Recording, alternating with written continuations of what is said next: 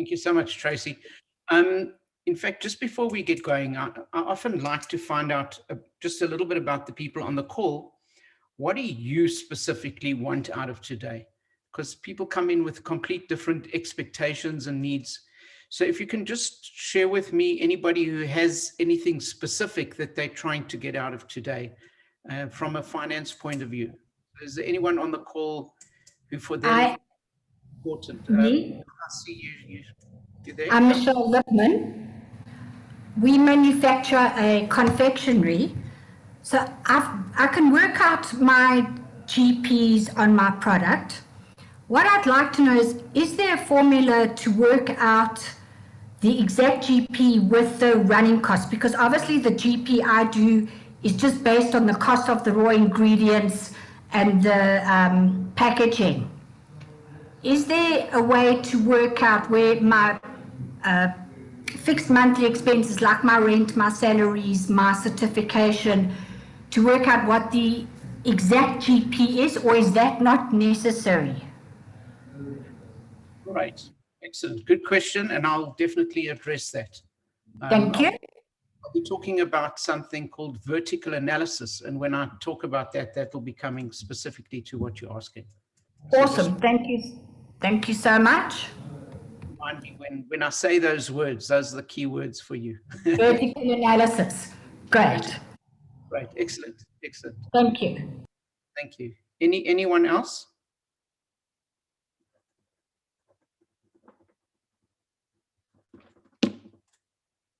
Okay, so the rest of you, obviously just an open book. Okay, great. So I've titled this Finance, What You Ought to Know, because there are things that we should know that we don't. And there are numbers that we should focus on that maybe we don't, or maybe we don't even focus on the numbers. And I'm going to hopefully take you along that route. And I find often when people are given financial information, they're kind of lost. And it's something like this. What word do you see when you, or what words do you see here? Or what can you read in this phrase? Whoops, I don't know why my computer is running away with me. But you could see information nowhere or information now here. And these, and I find that with finance, that some people will look at financial information and it tells them nothing about the business, where people who understand the numbers can understand everything. So hopefully we're going to take you away from the nowhere to the now here. And I'm going to try and make it a little bit broader than just finance, because I don't want it just to be around understanding the finance, but I want it to be more kind of business acumen, so understanding how businesses make money and therefore how you should think and how to make successful decisions based on how you're making money. Similar to Michelle asked the question about she knows her GPs, but what are all the other numbers? And my question would be why do you want to know that? And if you understand why you want to know that, then you understand what the importance behind it is. Okay. So I'm sure you've come across or heard about Elon Musk. He was for a very short while the richest person in the world, comes from Pretoria. Apparently he said that the first step to success in anything is leaving Pretoria. So he did that successfully. But one of his other quotes is, if you're trying to create a company, it's like baking a cake. You have to have all the ingredients in the right proportion. So Michelle, this should talk specifically to you because you're in confectionery. But you have to have all the ingredients. That's number one. But what people often forget, it's in the right proportion. You got to have the right amounts of everything. Even if you have the right ingredients, but you put the wrong amount of everything in, you're going to get a terrible result. Somebody baked a challah the other day for us and put in too much salt.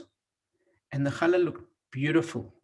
And everything was okay with it, but it was way too salty to eat. One little thing like that can ruin it. And it's the same with a business. You have to know where to put your focus on. Another quote he said, is there's a silly notion that failure is not an option at NASA. So NASA used to build the rockets for the space race or the space in America. And he says failure is an option here. If things are not failing, you're not innovating enough. And in other words, there is nothing that you get right the first time, and then the second time, and then the third time. You have to try different things. The important thing with this, and I think this is where people kind of fail with this, is you can either fail to try, or you try so hard that you fail too hard. In other words, you need to understand what is your level of acceptable failure. If you're going to try something, at what level is it okay for you to fail? What failure can you absorb? So Elon Musk is getting these rockets that are going up to Mars, and he's creating these rockets that go up and come down and land vertically. And he's had a lot of failure and a lot of crashes with that. In fact, on the very first one, it crashed and people said, oh, what a failure. And he said, no, we learned so much from that. He himself is one of those few people who go to the brink of absolutely losing everything in order to succeed. We can't all be like that, but we need to still try things and then potentially fail with those things, because that's how we learn. We learn through failure. Even when we started walking, no one came out and just started walking. We fell down, but eventually we got there. So you need to understand what is the level of failure that you can absorb in a company, or you yourself, even if it's emotionally. At what is the amount of failure that you can absorb to learn through, so that you don't go over the edge. So that's important. Don't avoid failure, but avoid the catastrophic failure. And, you know, a lot of us say we want to be entrepreneurs. And again, this is kind of the trilogy of quotes that I've heard from Elon Musk. And he says, entrepreneurs are the crazy people who work 100 hours a week so that they don't have to work 40 hours a week for someone else. So the notion of, if you think becoming an entrepreneur is to have an easier life, it actually isn't. It's a harder life. It's more time consuming, but it's the case of, do you want to do it for yourself or for others? And so taking these things into account, I'm going to talk to you about finance, but just understand it in the context, or the greater context, of business. And before I get into the finances, just an unbelievable quote that I heard. And this is Howard Schultz, who started Starbucks. And he said, we are in the coffee business serving people. Sorry, we are not in the coffee business serving people. We are in the people business serving coffee. His entire focus is not on the coffee. His entire focus is on people. That's the business they're in. They're in the people business. The product can change, but where is your focus? And this sounds trivial, but it's crucial. Let me give you a little story. What I used to, when we were allowed to travel, I used to take MBA students overseas to visit different companies, and I used to set up meetings with the CEOs of different companies, and they used to talk to us about their business. On the one trip to Seattle, and that's where Starbucks started, we were told this story, and let me just share it with you briefly before we get into the income statements and balance sheets and ratios. And what happened is, there was a Starbucks in Seattle, and this guy walked in to order coffee, and he looked very sad and very down. And the person serving him realized this, and you know how they write your name on the cup? Now, the purpose of writing the name on the cup and then calling out your name at the end is not just to identify you. It's to make you feel welcome. Using somebody's name is crucial. using somebody's name, a person's name to them is kind of the best way you can connect with people. And they wrote, and I can't remember the guy's name. I don't think they even told us the name, but let's call him Jim. So Jim came in, and this woman serving him really looked at him and said, he looks down, and she wrote a quote. And the quote was, I don't know, look up, the sun is shining. And that was it. And the next day, Jim came in again and happened to have the same person serving him. And he was still sad. And she just thought of another quote and wrote it. And eventually, Jim used to come in either every day or every second day and order a cup of coffee. And it became a thing. And they actually even went home and they started Googling different quotes and waited for Jim to come in so they could write the quotes on his cup. And this continued for about 3 months. And at the end of the 3 months, one day, Jim didn't come in. And the next day, Jim didn't come again. And then after about a couple of weeks of Jim never coming back, they kind of wondered what happened. And they kind of traced back where he stayed. Somebody had seen him go into a particular building. And they kind of traced, and they saw the name Jim somebody. And they went and they knocked on the door. And a young girl opened the door. And they explained that they were from Starbucks down the road. And, that Jim used to come, and they were just wondering why he hasn't been. And she said, please come inside. And they went inside, and she said, I'm Jim's daughter. And Jim passed away from cancer. And that's why he was sad. And she said, but please come and have a look here. And she brought them into the lounge, and in the lounge was a bookcase. There were no books on the bookcase. Instead of books, there were empty cups of coffee with all the quotes. And he had them all lined up, all these quotes. And if you can have an impact in what you're doing on somebody's life, that in their dying days, they are collecting what you are doing. They're collecting the thing that is meant to be thrown away. He was collecting empty cups of coffee. The empty cups. People go in not to buy cups, they go to buy coffee. But that's a great example of what Howard Schultz said. We're not in the coffee business serving people. We are in the people business serving coffee. So no matter what you do, if the least you get out of today's session is your focus is on the people, not on the product, that can have a massive impact on your business. Okay, so the confectionery, what are you doing? Are you in the confectionery business? That's me. Hello, David? Yes, okay. We make it's not peanut brittle. We've done a completely new take on brittle. Ours is, we make a very thin caramel brittle that we coat the top with an imported Belgian chocolate and fresh nuts. And that's what we make. And there are similar products to ours at 3 times the price.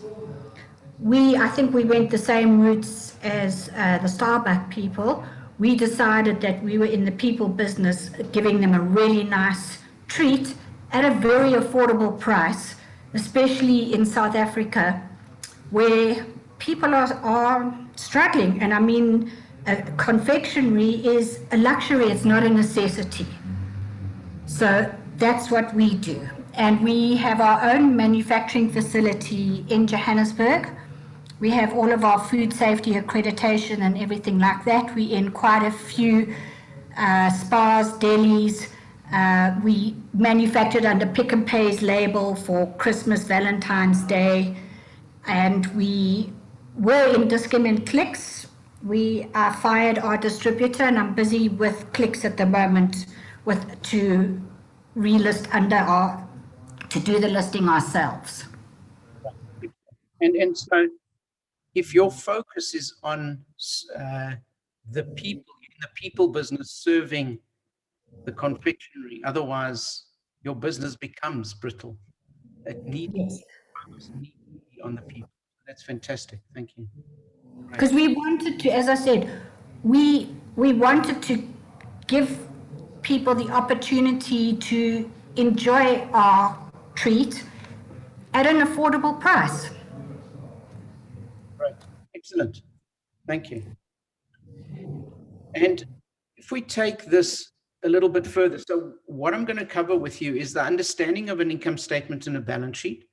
So any business that you're in, it's important to understand that, because your financial statements are the scorecard of business. If you look at any sporting game, let's say you're playing soccer, if no one kept track of how many goals were scored by either side, you wouldn't know what the end result is. Income statements and balance sheets specifically is the scorecard of business. And you need to understand how it keeps score of the game. So I'm going to talk to you a little bit around that. I'm going to start off with looking at a couple of ratios that are important to look at. And then we'll understand the income statements and have a look at GPs and the rest of those. And then I'll end off with looking at financial dashboards, because that's a way of keeping track of your business and can be done for a big business or a small business. Okay. So the first thing that people get taken back with finances is ratios. And Michelle mentioned in the beginning, she looks at GP. Your GP is your gross profit percentage. It's a ratio of your gross profit as a percentage of your sales. It's very important to look at that number because it gives you some information. But you can look further down and further down and further down. So one of the things that Michelle mentioned is that she wanted to know what happens after all the other expenses. And then you can do what we call your net profit percentage. So you take your net profit as a percentage of sales and you get another number. But it's important, one, to know what that number means and also to compare it to other periods. But in terms of ratios, all a ratio is one number divided by another. That's all it is. You can take any number and divide it by any number and create that ratio. And the important thing is to say, what does that mean, that ratio, that specific ratio? What is the meaning behind that ratio? And understand what is good or bad. So if Michelle gets a GP of 40%, is that good or is that bad? In her particular business, I would think it would need to be higher than that. My guess is around 60% in that kind of business from a GP point of view, because you've got lots of other expenses to come in. But it's about understanding, what are we looking at? What is that number? And how does it compare to what it should be? If you don't know what something should be, you don't know if it's good or bad. Okay. So I would like you, all of you in your businesses, to go and just divide anything by anything and say, does that give me insight? Because at the end of the day, the finances are to keep track of what's happening and then to give you insight in what's happening. There is some people who look at the thing, the saying, the 3-stage of the what is happening, so what does that mean? And then the now what do we do about it? If it's good, how do we keep going? If it's bad, so what do we do to fix it? So whatever you're looking at from a finance point of view, just always look at those 3 things. The what is it right now? The so what does that mean? And the now what do we do about that? Okay. So that's the one ratio. Now, just in terms of that, an illustration is that Raymond Ackerman from Pick and Pay used to do a ratio, which is a weird ratio, and I don't think you'll read about it in any finance textbooks. And that ratio, I don't know what he called it. I'm going to call it the frozen chicken ratio. He took the sale of frozen chickens in all the stores and divided by the sale of all other meats in all the stores. And he got a ratio, and he monitored that ratio. And if that ratio got bigger, it meant that the economy was contracting. If that ratio got smaller, it means the economy was growing. And you kind of think, like, how can that how does that make sense on any level? And that is that if people are buying more and more of the cheaper meat, so frozen chickens are the cheaper meat, if people are spending proportionately more and more on the cheaper meat, that means they got less disposable income. And so Raymond Ackerman knew 3 months ahead of the economists coming on board and saying the economy is contracting or expanding, he knew what was happening. So that was the what, the so what, and the now what, is that he took that knowledge and changed what he was doing in store. If that number got bigger, in other words, people had less disposable income, he used to bring more of the cheaper stuff to the front of the store. And if it was the other way around, he'd bring more of the expensive stuff to the front of the store. And so he kind of found a ratio that spoke to him about his business. And then he took action based on what that ratio was doing and the information that ratio was giving him over time. Okay. So when you go back, and this can take a long time to get through those ratios, but if you can find 3 or 4 key ratios in your business that allow you to get a handle of what's happening in your business, it's the key drivers of what's happening in the business, then you'll be able to understand what's happening and then make decisions around that.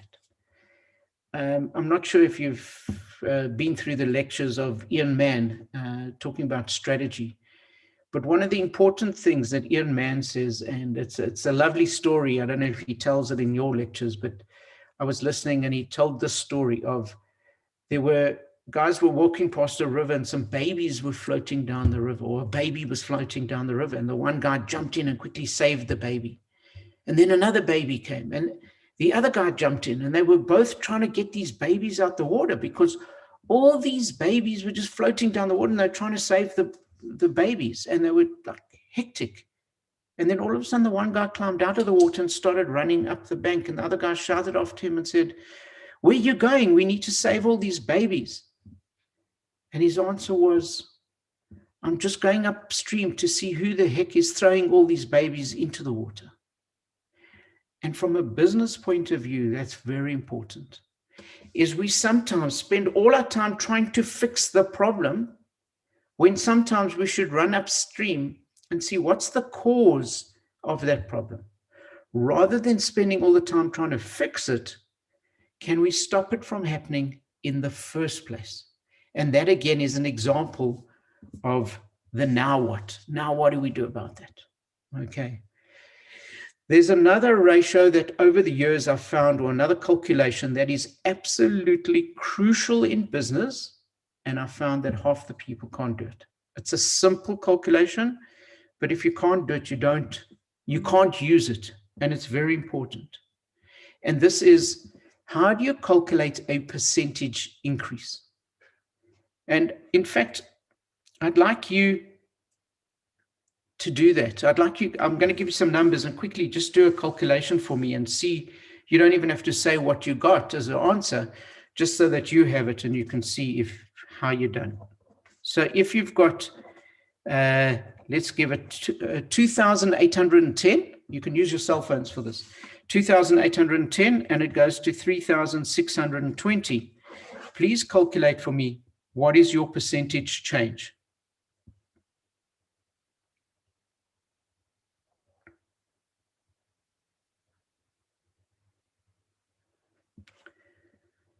So please just calculate if we're going from 2,810 to 3,620. In fact, let me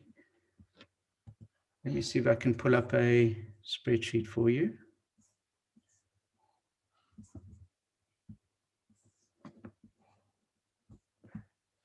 So I'd like you to calculate what is your percentage change on that. See that?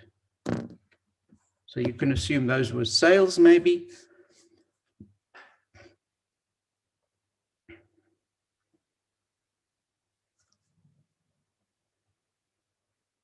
Maybe you can call out answers if you're comfortable doing that. If anyone's got an answer. I can see somebody has put in the chat 22% and put a question mark? I think it's about 28%. I'm just working out. So here we've got two answers, 22 and 28%. Yeah, 28.5. 28.5 is that answer, great. Or one Yeah, answer. closer to 28.5%. Okay, and then we've got somebody else saying 30%. So here's the issue. If you are all, if we're a small group of people here, we're like, what, 15 different people, and we've got 3 different answers already, and even the one answer's got a question mark behind it, meaning the person's not confident that that's the correct answer. Somebody writes in the group here, I need the formula. And I'm going to give you the formula, but I'd like you to do it without the formula. So the way you would do it, and this is the formula behind it, is you would take the difference between the two. What is the growth amount? And the growth amount is the 3620 minus 2810. How much did it grow by? And it grew by 810. Isn't that interesting, eh? 2810, 810. And then you take that and you divide it by what? You divide it by where you start from, because it's a growth from the starting point. And in this particular case,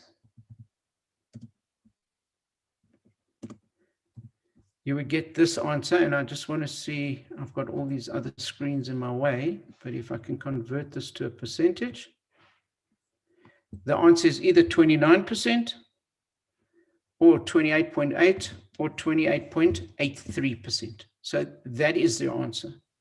I think I did decrease, percentage decrease. Oh, sorry. Okay, but it's good that you did that. And the reason why I say it's good that you did that is we learn through the mistakes, as I said earlier. And also, I guarantee you won't get this wrong again. And it's important, and I said half the people generally get this wrong. So don't feel bad that you got it wrong. Feel bad if you get it wrong going forward. And let me take you through that formula.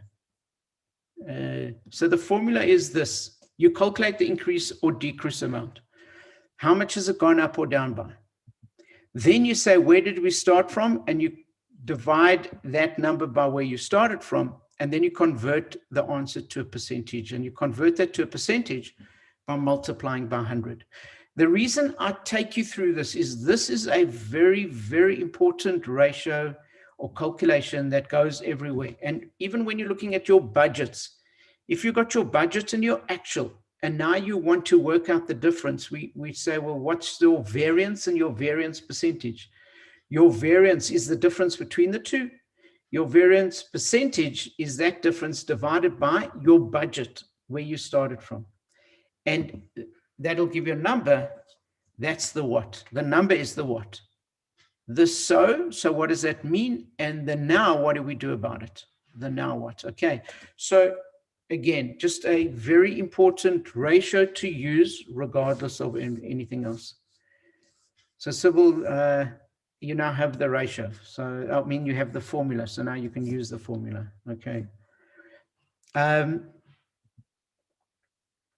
Any questions or comments with that, guys, before I start going into the just understanding income statements and balance sheets? I'm good, thanks. Great, excellent, thanks. So very important, these two things. Let's have a look at an income statement and balance sheet, just so that you understand that what that is and how to use it in your business. What I'm going to do in terms of this is I'm going to explain it in a slightly different way. I've actually pre-recorded some video that allows me to do some animation on it. So I'm going to play you the video and then I'll stop it and we'll talk about it just so that you can understand the different things around that. Okay, so let's just, let me just call up those videos.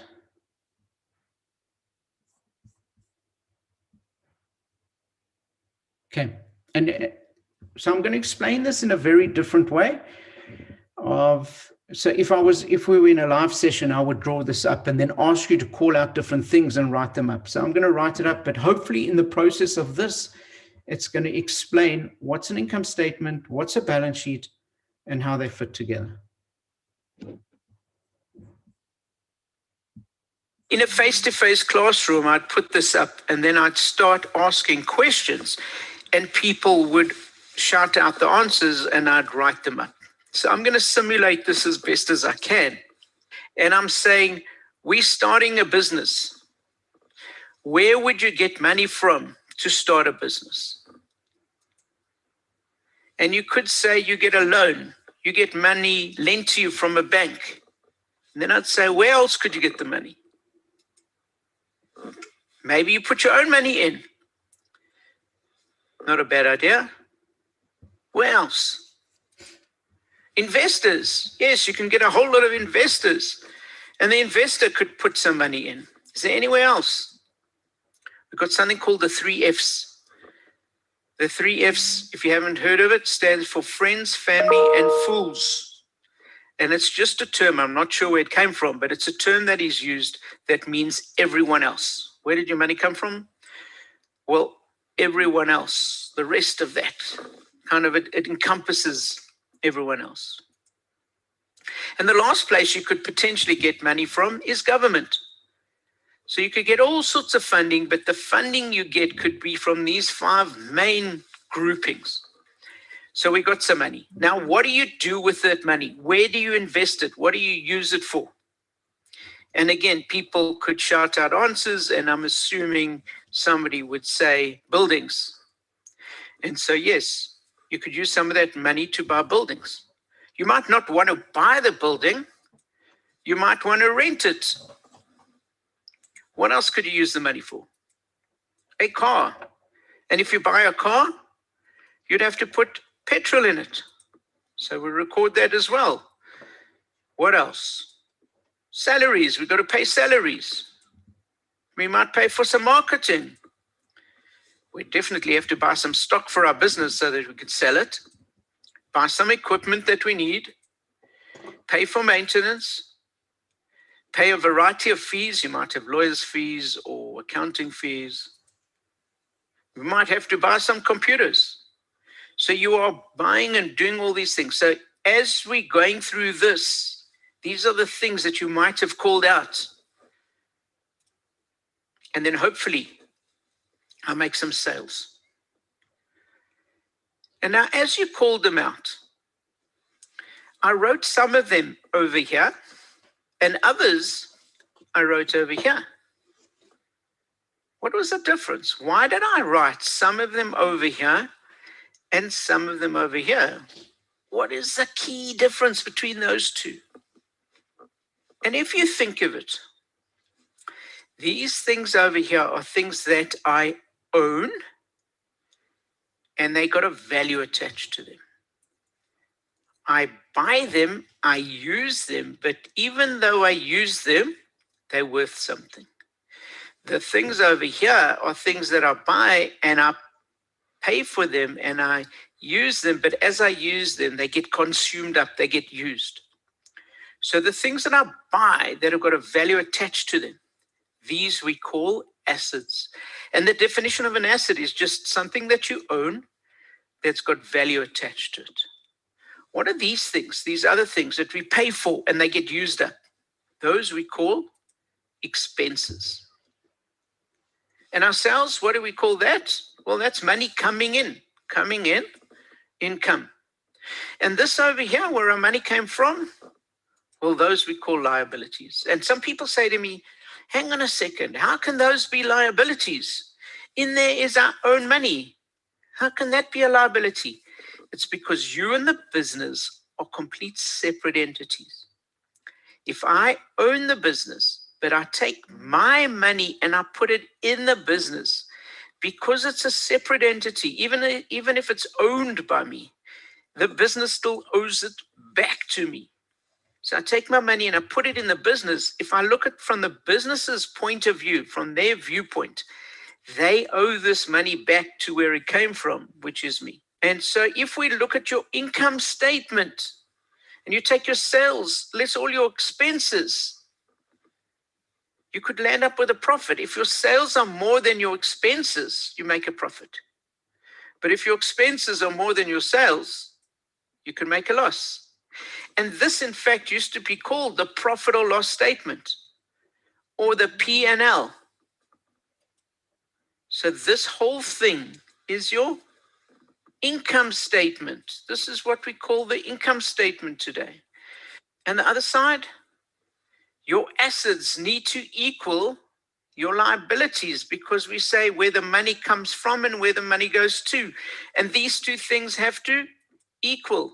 And when things equal, we say they're in balance. And that is why this whole thing is called the balance sheet. So that's your income statement and that's your balance sheet. Your income statement just says, where did the money come from in terms of sales, and what expenses did we have? And if we're getting more income than expenses, we make a profit. More expenses than income, we make a loss. And your balance sheet tells you, where did my money come from and where does it go to? And those two things equal. As you've seen already from the previous videos, the income statement has a new name under IFRS. It's called Statement of Comprehensive Income. Well, I'm just going to continue calling it the income statement. And your balance sheet also has a new name.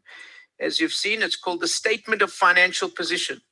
But I'll most probably continue referring to it as the balance sheet. Now that you're okay with that, I'm going to go through this exact same exercise now, but I'm going to put numbers to it.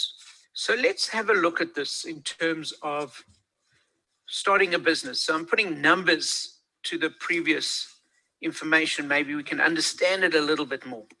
Sorry, can we ask a question? Start a business. Where can you get your money from?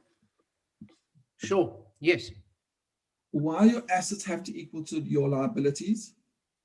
Okay, so that's a great question. So your liabilities is only telling you where the money is coming from. And it's going to come from either borrowed money or money that's been invested. So it's either money that is kind of debt or equity. That's where the money comes from.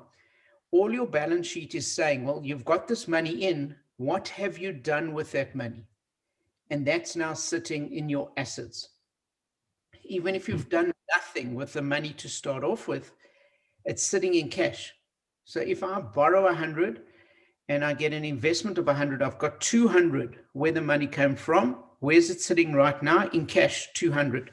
Your balance sheet will balance. But your assets can also be used for your expenses as well. Okay, so your assets, when you say they can be used as your expenses, just explain that. The money coming in can also be used to pay for marketing, salaries, all of that. So it's not always going to be sitting in your assets. Yes, and so what we do is that we bring that either profit or loss across to rebalance the balance sheet. In fact, this next little bit might explain that. This is going to go into some explanation with numbers. Listen to this and then ask the question again. Hopefully this will answer your question.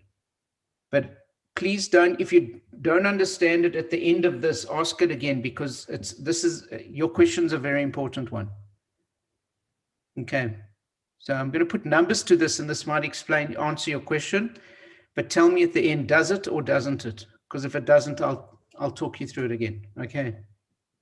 Thanks. You go to a bank and they give you some. So let's say the bank gives you 100. Where else can you get money from? So you get some investors and they give you 100. And so now we have 200. On day one, where's that money sitting? Yep, it's sitting in cash or in our bank as an asset of 200. And our balance sheet balances. Now we need to buy some equipment. So we buy equipment of 100. Where does that money come from? It comes from your cash. And your balance sheet still balances. We might need a car. So we now get 50. We take 50 for a car. Where do we get that from? Also from our cash. Your balance sheet still balances. We now take some of this and we pay for salaries.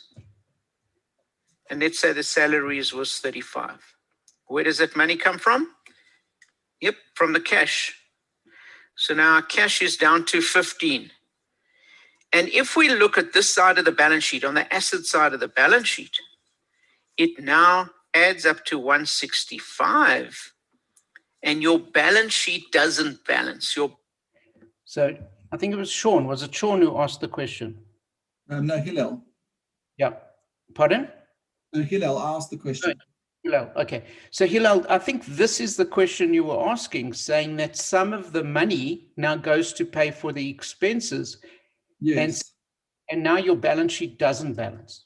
Correct. Okay. So at some stage during this, your balance sheet will go out of balance. But the rest of this hopefully will explain that question. Sheet goes out of balance. It's an unbalanced sheet. But don't worry about it now, because at the end of the period, we rebalance the balance sheet. Let's say that now we make some sales and our sales are 60. Part of that 60, people pay us in cash. So they pay us 20 in cash. So our cash now goes up to 35. The rest they owe us. And what they owe us is the remaining 40. And we call that debtors. Debtors is money that is owing to us.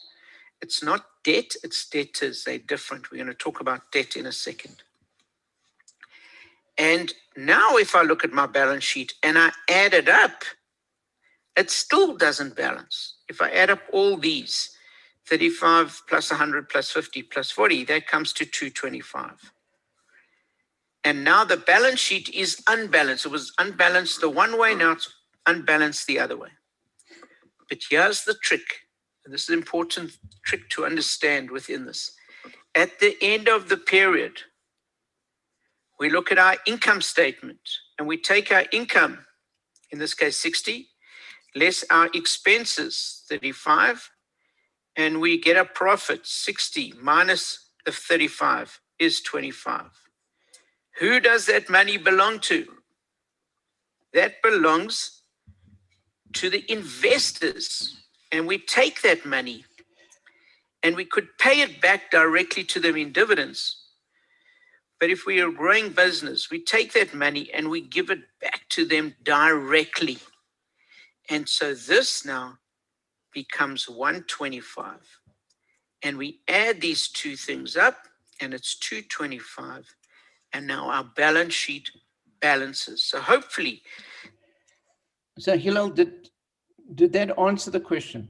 Yes, thanks.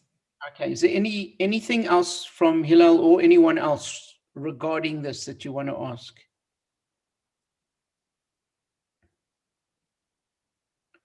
So one of the things with sorry, can I please ask, the cash in the assets section of 35, what is that? Is that from sales or what is that?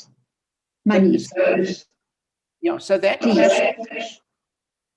cash is a cash balance that you have, which is the cash that you get in from sales or that you got in originally from when you borrowed from the bank, etc. It's all the cash.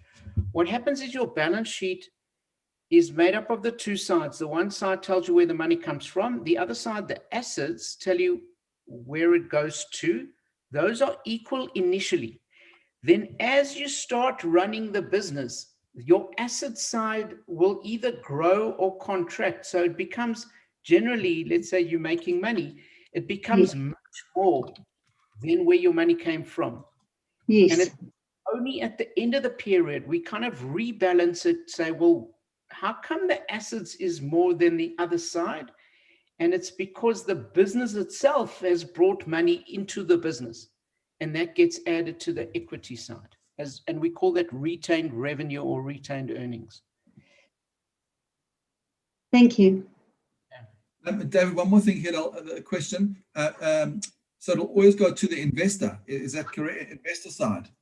Yes, it goes to the investor side, not because it's going directly to the investor, but we call that equity. And equity is the ownership of the business. Under equity, there's two sides of it. One is called just your general share capital, which is original money. And this will go under something called retained revenue. And retained revenue is the accumulated profits that the company has made over years. So in a very successful business over time, that retained revenue will be the biggest portion of some of the money that came into the business was from the business itself.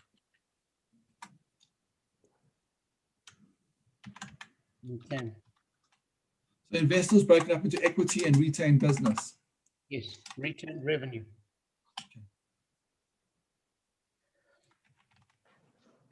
Okay. Let me just play a little bit of this, and then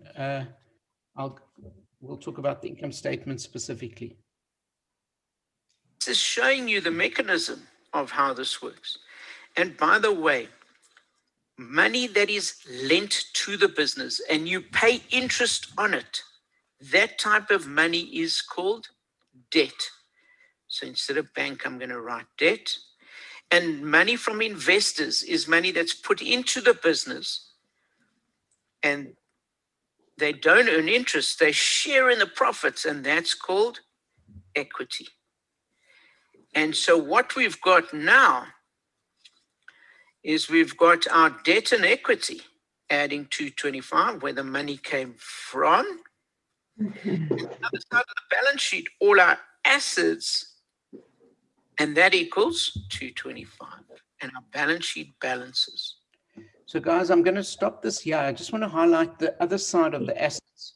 The assets are also, they split it into two types of assets, something they call current and non-current. All that means is short-term, like think of it like this, current is short-term. So it's either short-term or not short-term. It's kind of a weird way of looking at it, but not short-term means long-term. So you've got long-term assets and short-term assets. And from an accounting point of view, short-term assets is anything that would generally convert back into cash within the year. So your short-term assets would be things like actual cash. It would be things like debtors where people owe you, accounts receivable, people are going to pay you. And your long-term assets are assets that you would generally have in the business for longer than a year. So if you bought computers, those would be termed non-current assets, or furniture, or buildings, or motor cars. These are things that you would normally, when you buy it, you would have in the business for longer than a year. Okay. Any questions around this?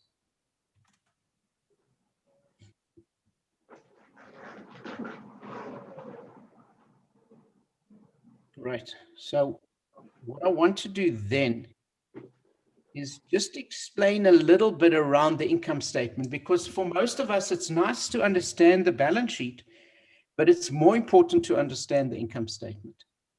So let me play this for you around the income statement. And again, if you have any questions, just jump in. A quick explanation of what the income statement is and how we look at it.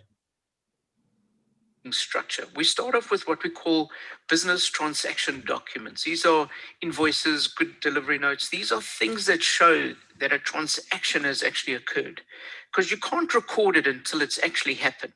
We take these transactions and we record them in the books of prime entry. This is where we do your journal entries. And a journal entry is just where you debit something and you credit something else.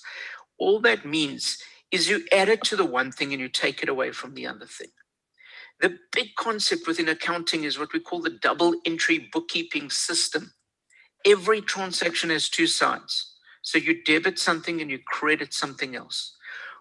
For this course particularly, we're not going to get into debits and credits. That's like getting into the mechanics of something. That's like trying to understand how the engine of your car works when all you're trying to do is drive the car.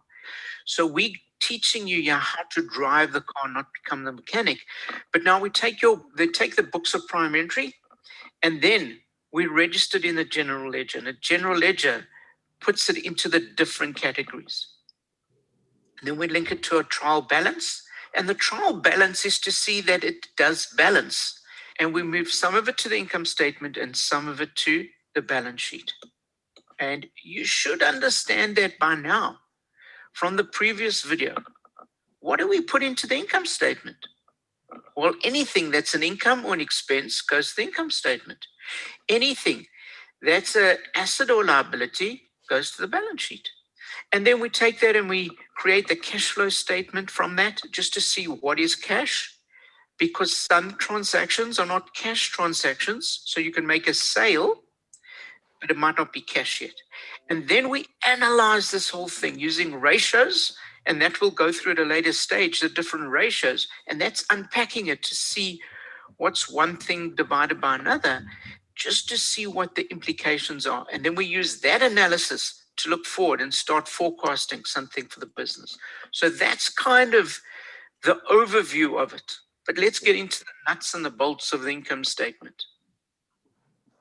So the income statement is intended to show the sales, the costs, and the profit made over a period of time.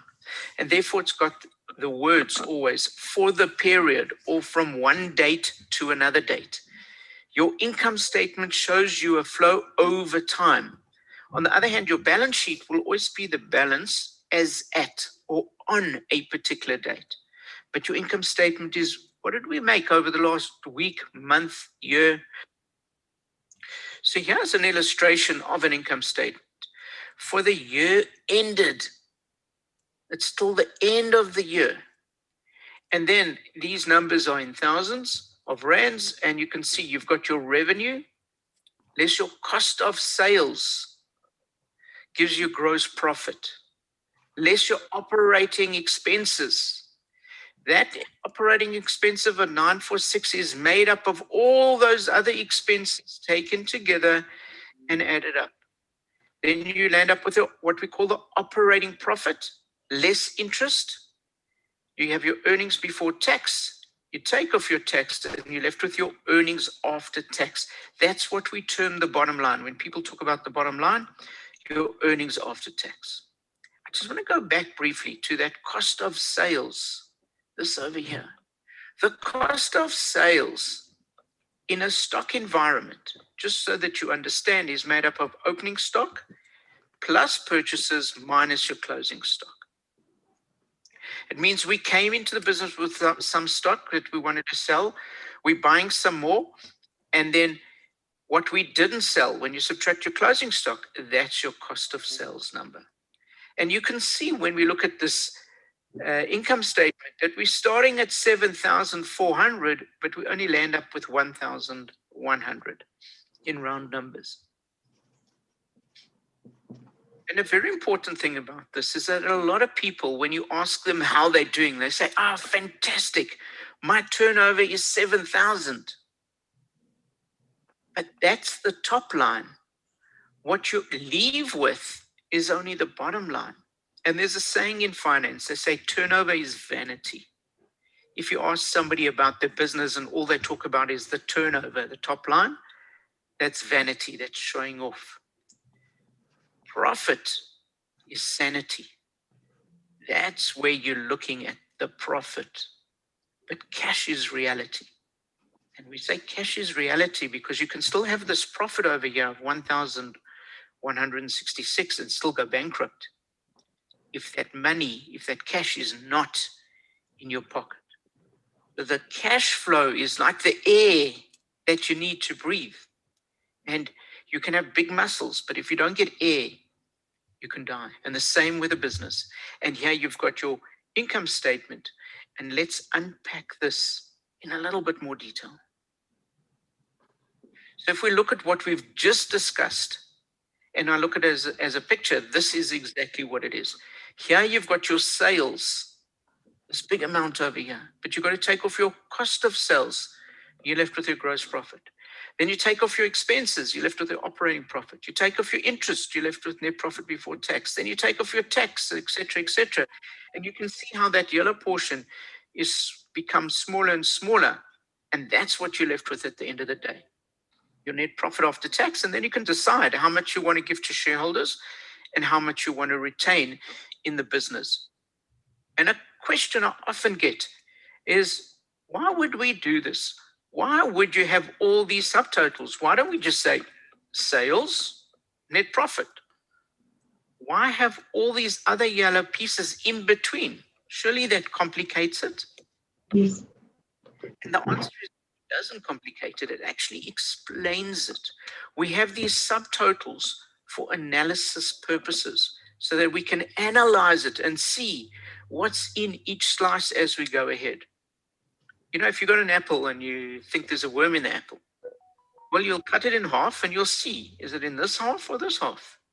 And you might still not see it. So then you cut it thinner and thinner and thinner. And the more thinner each slice is, the more that you can see that is in each of those slices. And that's why we do it, for analysis purposes. By the way, a few years ago, I heard a story. What's worse than finding a worm in your apple? And the answer is half a worm. Not 2 worms, half a worm. Because if you find half a worm in your apple, you are no longer a vegetarian. Anyway, so here we go back to your income statement. And here's another picture of it. So let's say you get this bottle of wine, and that's your sales, and you want to go drink this wine. But before you can drink it, you got to pour it into this funnel. And unfortunately, the funnel has holes in it.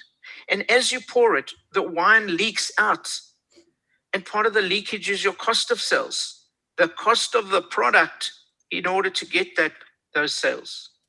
Then you've got expenses, other costs that you have to incur to get those sales. And then you've got to pay taxes. And then you land up with your profit. And your profit isn't the whole bottle of wine. Your profit is just this little drop over here. And this is kind of what explains the income statement, where you start off with a whole big bottle of wine and you land up with a little bit of profit at the end. So your income statement starts off with your sales. And then you take off your cost of sales and you're left with your gross profit. And you take off your expenses and you're left with your profit before interest and tax. And you take off your interest and you're left with profit before tax. And you take off your tax and you're left with profit after tax.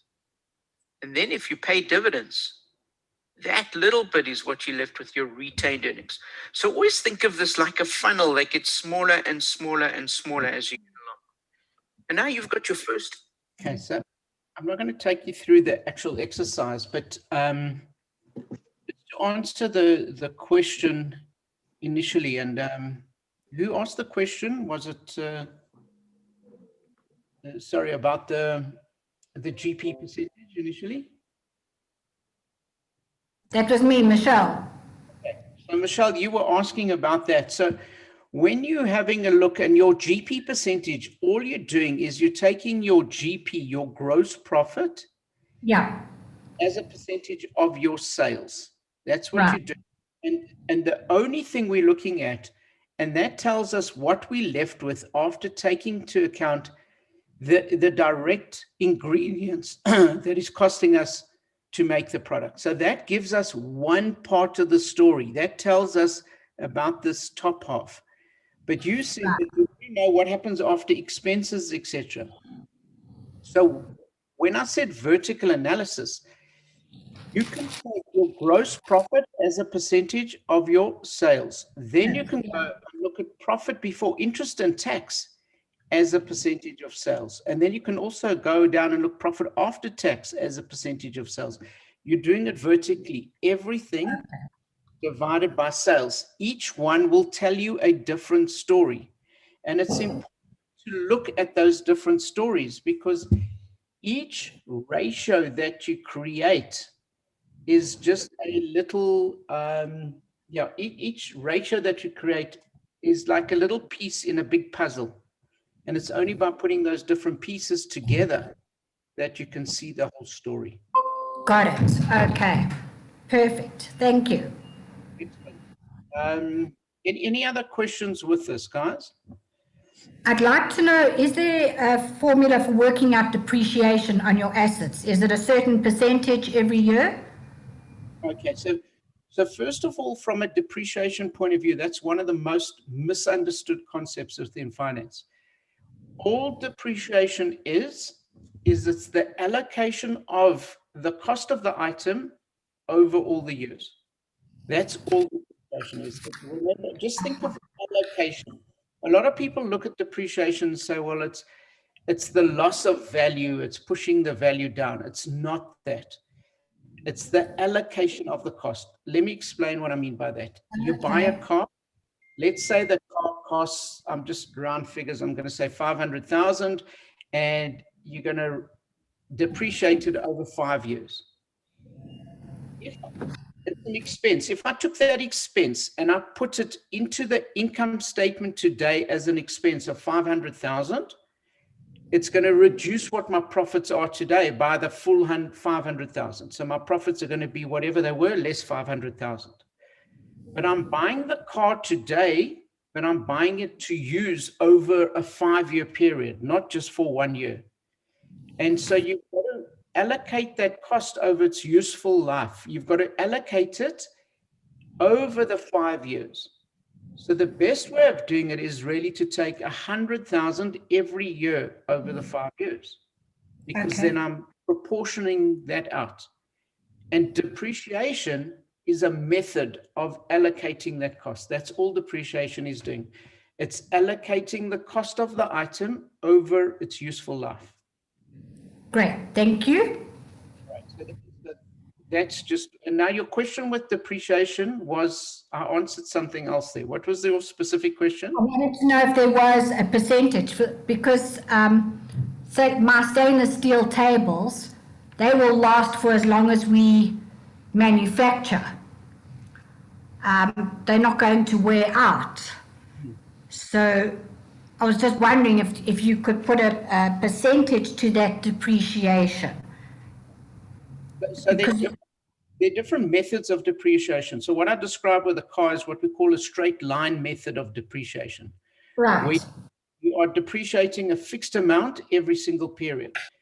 There's something called the reducing balance method, which would be more applicable to those tables. So it's a fixed percentage, but of the remaining amount.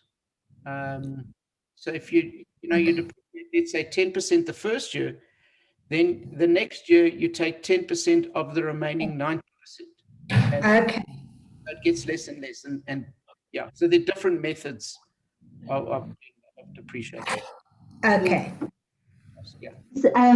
My name is Odette, and I'd like to ask about the dates on the, I'm confused about the date on the income statement as opposed to the date that is on the balance sheet. You said one was more flexible than the other. So on your balance sheet, you're Yes. it as at or on this particular date. So Yes. your is, let's say, on the 28th of February. That is your balance on that particular date. It's like you go to a bank and if you draw money from the ATM, they get a little statement and it says your balance right now. That balance will change over time. Same with the business. Your income statement is over a period of time, and it depends what that income. If it's an income statement for a year, it will be your income statement for the period or for the whole year. Or if it's for a month, it's your income statement for the whole month. But that shows you the flow over that whole period of time. Thank you. Thank you. Right. Any other questions with this, guys?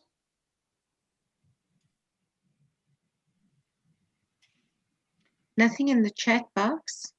Nothing in the chat box. Okay. I just want to try. I'm just looking for something. I just want to show you what I mean with when I talk about the different ratios. So I'm just going to share a quick little illustration for you.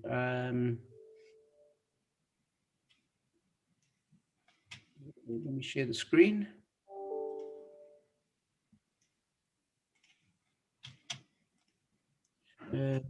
And then we'll share screen.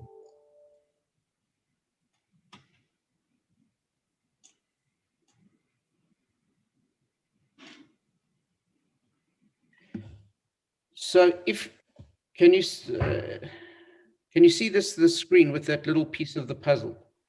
Yes.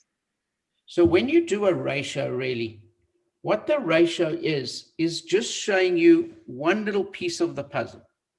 And if I asked you to describe what was happening here, there's no ways you'd understand what's happening. And that's why you need to do a whole lot of different ratios around your business. It's like different pieces of the puzzle. And then when you put it together, you've now got a little bit of a clearer picture. But we still don't know what this is until we know what the whole picture is. And for this particular case, you can see that this little bit is just that little piece of the ear of the elephant. And that's why I say you need to create lots and lots of ratios in business to try and understand what the whole picture is, and then compare it to what the picture should have looked like. That's the difference between this. And another way of looking at this is you're going from this. If I said to you, what is this? We don't know. We don't know what this is. And if I say, well, you've got all these pieces that relate to it, what is this? And again, we might not know what this is. But when we put them together in the right order, we get this. And so now we know that that little piece is actually South Africa, right at the bottom there. And it's when you're taking a ratio of a business, what you're doing is you're looking at these different ratios, but it's by putting them together and know where they should be or what they are, that makes the big difference. So it's no good just doing a ratio. You need to do a ratio, understand what is that ratio telling you, but also what did you anticipate it to be? What should have it been? Okay. Anything else, guys? Any other questions related to this? I just want to ask, David, the thing in the beginning, you said that the Raymond Ackerman, he was looked at the number of chickens that were frozen versus the number of meat in the store. Shouldn't it be the number of chickens that were sold versus the number of meat that was sold? Yes. So it's the sale. What I said is it's the sale of frozen chickens divided by the sale of other meats. Okay. So he looked at both time of sales, but it was the sale of two different items. And the one item was an indicator of people don't have that much disposable income, that would go up. And the other one was if people had more disposable income, that would go up. And he didn't just come up with that. I'm sure he went through many different variations until he got to the one that told him what he wanted to know. That gave him an indication. And in whatever business you're in, it's important to try and find that particular ratio with what you're looking at.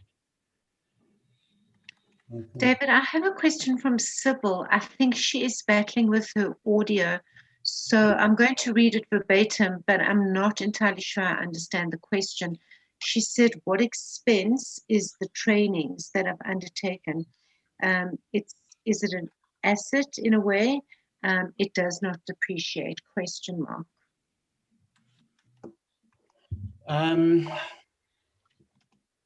Okay, so yeah. So in terms of, is it training that she is giving others, or is it training? Yes, it's a service. Sybil is a coach and facilitator. So if it's training that she has given to others, then that is income. That's her source of income. So that would be her kind of like her sales. She said, no, training I have taken for me. Okay, great. So if it's the training that she's been on, and here's the problem with that, is we often say things, it's an asset to us, where it's not an asset from an accounting point of view. An asset is something that you own and it's got a value attached to it. In other words, when we talk about a value attached to it, you can resell it. Now, although training in language is an asset, from an accounting point of view, it's not an asset, it's just an expense.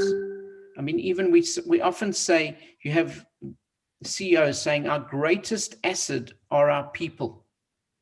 The truth is, yes, people are assets to organizations, but not in the accounting sense. In the accounting sense, they're just expenses. So the training, when you've spent money to do some training, it goes down in your income statement and balance sheet as an expense in your income statement. Yeah. Okay. Thank you, David. It's sorry, it's Odette. Please, can I ask? If money is owed to the bank, if there's an overdraft facility in the bank, money is owed to the bank. In that case, would in the balance sheet, would it go under liabilities? Yes, that would be a liability. Okay, thank you. Depending on whether it's owed within this year or over a longer period than this year, would determine if it's what we call a current liability or a non-current liability.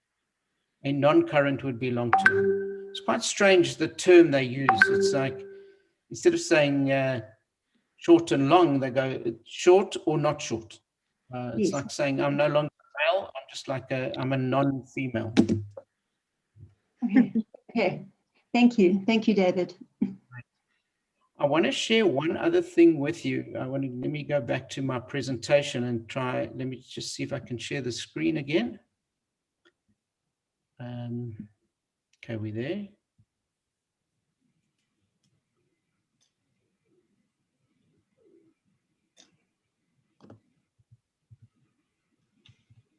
Okay, so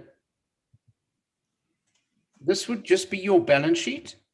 You got your long-term debt and your equity, and on the other side are the assets. But what I want to do rather than this, I just want to tell you that what we need to do once you've got all these ratios, the key things that you've looked at, you need to create what we call a financial dashboard. You need to put these ratios together that you can almost, like this picture, hold it in the palm of your hand and see what it is. So besides having it just in numbers, if you can create graphs around it, that would be very useful, because then you have a snapshot of it and you can see what is happening. So this, for instance, would be the underlying stuff, for instance, from Standard Bank of, here you've got a massive bank, but they've taken the entire bank and they've broken it down into 7 ratios that highlight what they want to look at. The first 3 ratios look at how they're growing. The next 2 ratios look at their resilience, and the last 2 look at the return on their investment. And again, it's very important. Return on investment is crucial, because you have assets, you have income. You have to look at what's your income as a percentage of your assets to get the returns, because that's like your investment. What's your return on investment? You need to measure that in some way. When I talk about a dashboard, it's a little bit messy, but you could create something that looks like this. An illustration that I've showed recently is, as COVID hit, within the first couple of months, so this was actually January in 2020, so this was even before it came to South Africa. In Singapore, they created this dashboard that anybody can go on and have a look to see what is happening with COVID within that country. If we look at the very specifics, they were telling people, first of all, gender, what proportion were male, what proportion were female, how many people were in ICU, how many were not. And then even this, they had kind of imported cases or local transmission. Imported was people flew into the country and came in with COVID. And these are things that we're all looking at and seeing what's important right now. They even had the map of Singapore showing you where people caught it the most. So if you look down that list, there was a private function that was the biggest spreader, and there was the Grace Assembly of God. So people getting together and maybe singing together would spread it more. And kind of doing a dashboard like this, that was the what. The so what is, so what is this telling us? Well, maybe gathering of people is a problem, and maybe singing is a problem. And then the now what? And so from this, they determined no more gatherings. They closed down all the religious functions, began people singing together. And so kind of that's where you need to go with your business. You need to take your business and you need to have a look at it and say, what are the key things I need to focus on? And monitor those. And then once you've monitored those, then always ask yourself 3 simple questions. What is it telling me? So what do I do about it? Sorry, what is it? So what does it mean? And finally, what can I do about it to improve it as we go along? And just keep asking those things about your business. And it's not a one-day event. It's a process. Even finding the ratios. I work with some companies and we go through trying to find their key ratios. And it takes time and it changes over time, because what they thought was the key ratio is something else. And it's amazing how some unusual ratios, like your frozen chicken ratio, will give you insight into your business that might be slightly different. Yeah. Any questions, any comments?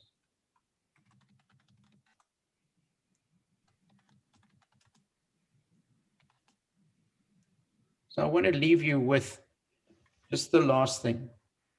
First of all, understand where your money's coming from and where you're putting it in your business. Understand what are your sales, but more important, what you're keeping at each level, your GP and your net profit. And then analyze your business. Understand what's happening in the business. When I say analyze, what are you going to focus on from a numbers point of view? Even if you're not a numbers person, look at some numbers so that you can see what's the what, the so what, and now what you're going to do about it. And hopefully it's a simple enough message that we can follow those 3 things. Okay. I think that's kind of my story, unless there's any questions or anything people want to know. I think you've left us all at a complete loss for words.